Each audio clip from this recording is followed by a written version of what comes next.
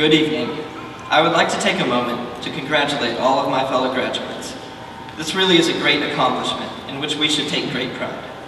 Next, I want you all to know how privileged I feel to be standing up here with the honor of speaking in front of you.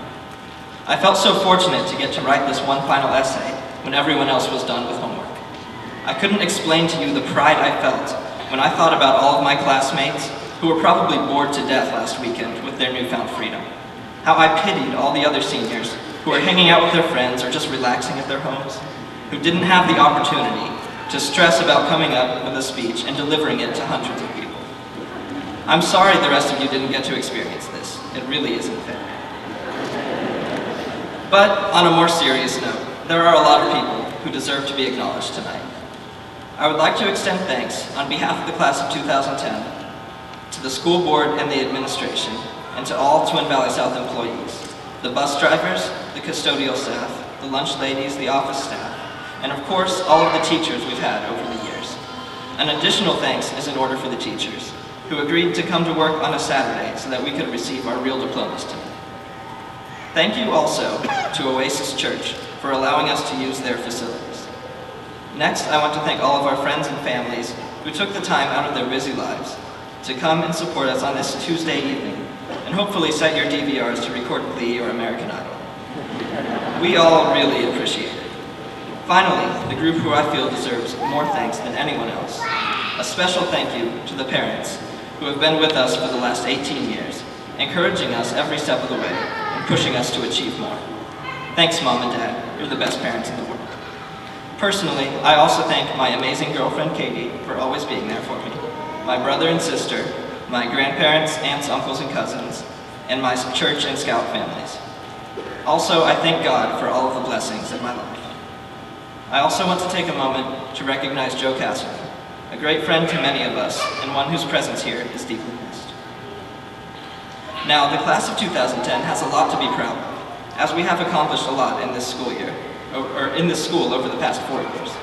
First of all, we finally helped our football team break our 3-year losing streak. I'm sure many of you remember that night, especially those on the football team, cheerleading squad, or those of us in the marching band. I know I do. Speaking of the band, Mr. Baker said that he would give me $1 if I mentioned our band program in my speech. So, in the past few years, our marching and concert bands have received multiple superior ratings, including our first ever superior at state in Class B. For those of you who don't know, that's a pretty big deal.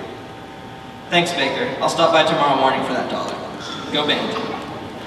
In addition, even though it only concerns a couple of us, our quiz team was first place in the district 2 years in a row, and our Science Olympiad team finally got a couple medals.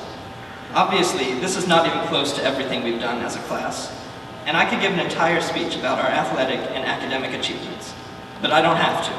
Put simply, we rock. Thinking back on all our years at South, our class has learned many memorable lessons from some great teachers. Mrs. Rice taught us how to count to 2. 1, 2, 1, 2. Doc Flory taught us that when you've got grams, you want moles. When you got moles, you want grams. Mrs. Metcalf taught us about the 1920s with our Gatsby party, and as she told me, any excuse to dress up and have food is worth mentioning in my speech. Mr. Hickey taught us that on ne voit bien qu'avec le cœur, l'essentiel est visible aux yeux. And that is so true, I could not agree more. Mrs. Osborne taught us how to give great speeches, and I really hope I'm not disappointing her too much. And Mr. A taught us about Hrothgar and about the soliloquy. While those were some great memories in the classroom, that comprises very little of what I think we will remember from high school. Most of what we'll take away is the experiences we've shared with each other. So now I'm going to give a few shout-outs to some of our more memorable classmates. First, Alex Kinder said it would be a nice gesture if I mentioned him, since he did do my homework for the past 12 years.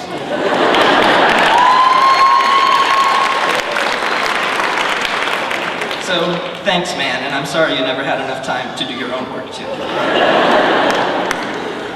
And who could forget Chris Briley and his attendance record, or Ross Lunsford and his amazing ability to get out of doing anything.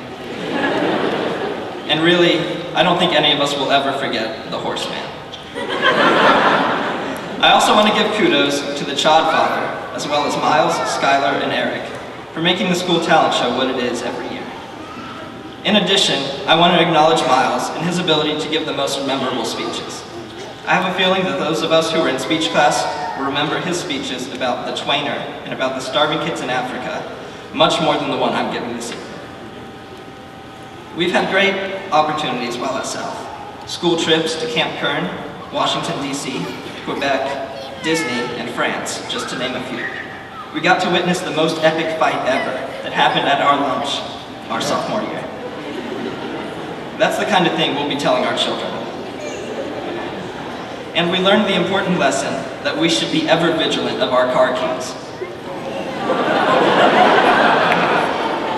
Now, we've had some good times here at TVS, but that's really not the main reason we're here. Graduation is meant to be a time of change, a transition from our years in high school to the future. This is normally where I'd get all philosophical and talk about what it means to be starting the next phase in our lives, and it's also where the audience would stop listening to what I'm saying, assuming I've held their attention for this long. I'm sure none of us want that to happen, so I'll try to be brief here. Now that our high school days are over, many of us may never see each other again. It's time to move on to bigger and better things, be it college, a job, or whatever. But the thing is, it's really not as bad as we might think. While it's true, most of us are going to different schools in the fall, the majority of them are still in Ohio. Of the few students who will go out of state, most of them are attending universities in nearby states, like Indiana or Kentucky. Geographically, the class of 2010 really won't be scattered very widely. Next is something unique to our generation, something that graduates for hundreds of years didn't have. Technology will really keep us together. Through texting, email, and Facebook, there will be no problem connecting with fellow TVS grads and seeing what's going on in each other's lives. Finally, we have our memories. This may sound really cheesy, but I believe that the memories of common experiences we all shared bind us together in a way that's impossible to really describe. Even if we never talk to each other again, we can find comfort in the fact that somewhere in the world, there are 66 other people who sat up on this stage in May of 2010. Many of whom, 13 and a half years earlier, entered Twin Valley South Elementary with no idea of what their future would hold. And if you think about it, that's really not so different from where we are today. Even those of us who think we have it all planned out, we really have no idea of knowing what paths our futures will take. I'm sorry, that did get a little deeper than I had intended. I hope everyone's still with me. I want to apologize to Jesse Keller, who suggested that I should make it short so we can leave sooner. Sorry, Jesse, and anyone who shares his opinion, but I'm almost done. In closing, if you happen to know me in speech class or quiz team, you would know that I'm a really big fan of Dr. Seuss, arguably one of the best authors of all time. So in honor of our time together, I'll leave you with a quote attributed to the doctor himself. Don't cry because it's over. Smile because it happened. Thank you.